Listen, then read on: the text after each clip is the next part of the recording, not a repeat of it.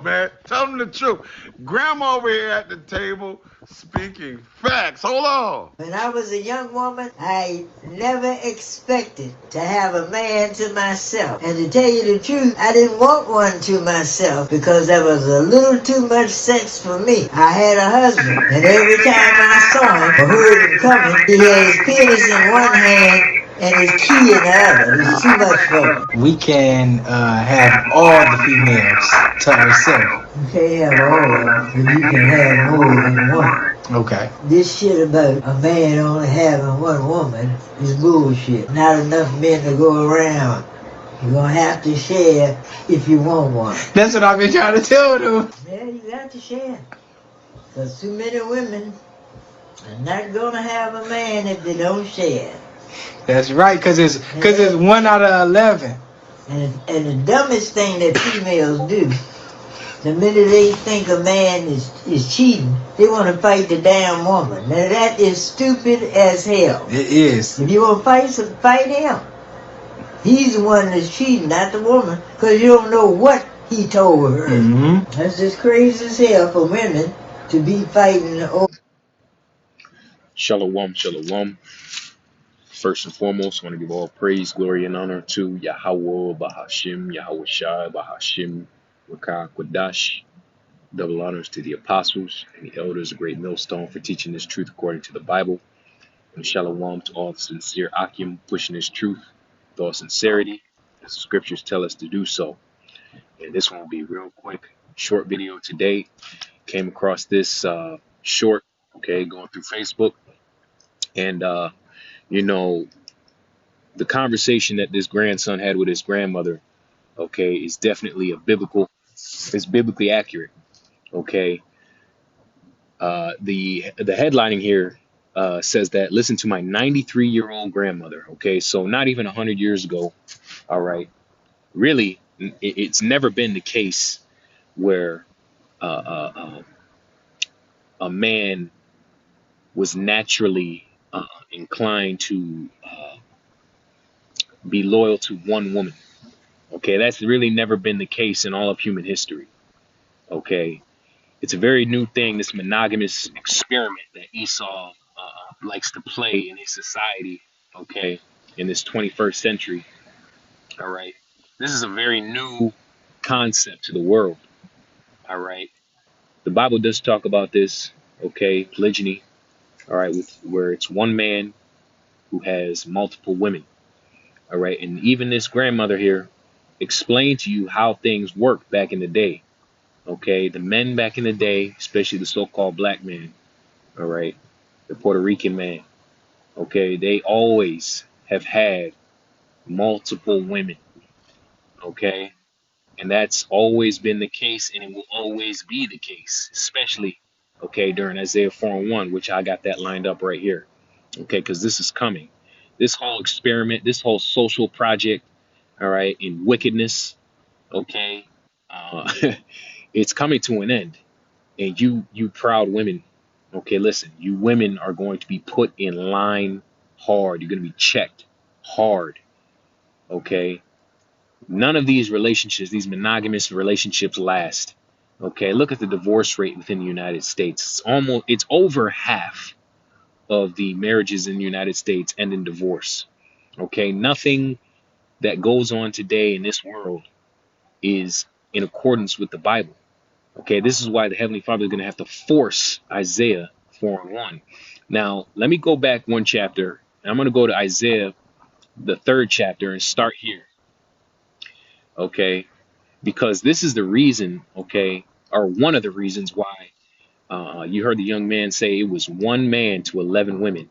Now the numbers, I've heard different numbers. I've heard 1 to 7. I've heard 1 to 5. But the point is, there is a plethora, of women on the planet Earth, and there's not that many men. There's not that many men. So that by default makes the man, the prize, and makes him the more valuable asset. Just by the rarity of a man. Especially in this time in Isaiah, outlined in Isaiah 3. So let's start at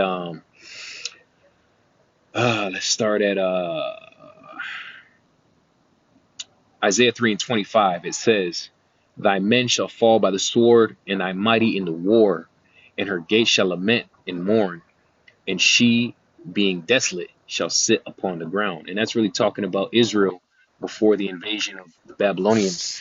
Okay, but even in today, right now, we're seeing the war drums beating, okay, with that whole situation going on with the United States military in Venezuela, with all those with all the contention going on in the Middle East. World War III is about to kick off, and a lot of these men, the few men that are left in the United States, are about to be drafted into the United States military, and they're going to be sent overseas to die, to be cannon fodder. Okay, so any men that are left, okay, within the United States, okay, they're going to be even fewer. Okay, and any Israelite men at that. How many Israelite men are gonna be left during the time of Jacob's trouble? Because most of these Israelite men are gonna die because of judgment. Okay, the judgments that the Heavenly Father is gonna bring upon His people. All right. So really, remember in Isaiah 13. Okay, let's just hit it up real quick. Isaiah the 13th chapter says what? Okay, right here. Isaiah 13:12 says, I will make a man more precious than fine gold. Right, because the man is the prize. He has the value. He's the gold. Okay, he's more precious than fine gold. Even a man than the golden wedge of Ophir. And that's just not any man, like we always say. That is an elect man of the nation of Israel. Okay, a man that is right with Yahweh Shem Yahushai. It's going to be shown in this time. It's going to his stock is about to raise even more than it already is. Okay, so brothers, we are in the driver's seat. Just understand this: these women are going to be judged hard for their wickedness. Okay, and when this time comes, okay, most of you women are going to be gladly and openly rejected by the men of the Lord. Okay, so let's go back to Isaiah 4:1, and we'll start here. And it says, "And in that day, 7 women shall take hold of 1 man." Right. So this ratio here is 7 to 1. Okay, even though 7 is really just a number for completion, it could be 2, it could be 4, it could be 7, it could be 12, it could be 30, right? Could be any number that the Heavenly Father Yahweh Bashim Yahushai seems fit for that man in that day. Okay, and it says, and in that day 7 women shall take hold of 1 man, saying, we will eat our own bread and wear our own apparel, only let us be called by thy name to take away our reproach. And this is how you know this is during the time of Jacob's trouble, because these women have reproach. What did that old woman say? She said these women are going to have to share. Over a dick. Females do. The minute they want one. That's what I've been trying to tell them. Bullshit. Not enough men to go around. You're going to have to share if you want one.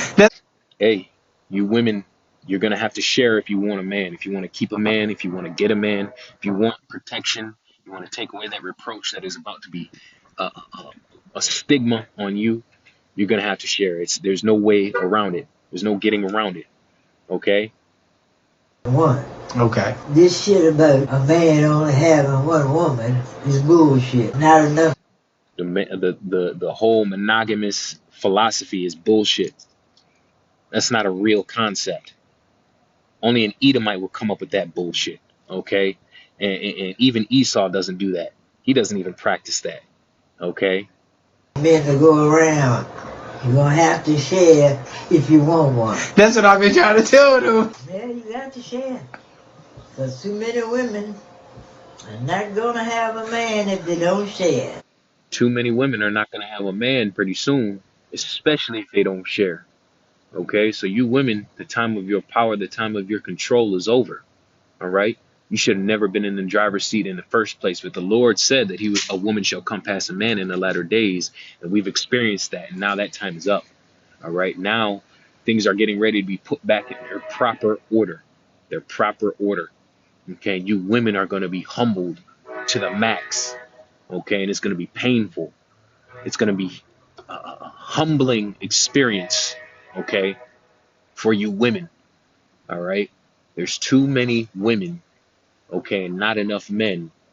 So all these women that are out here single and crying on the internet in their cars, you all see them on TikTok. They're crying on the internet in their cars, talking about how hard life is. They don't want to work anymore.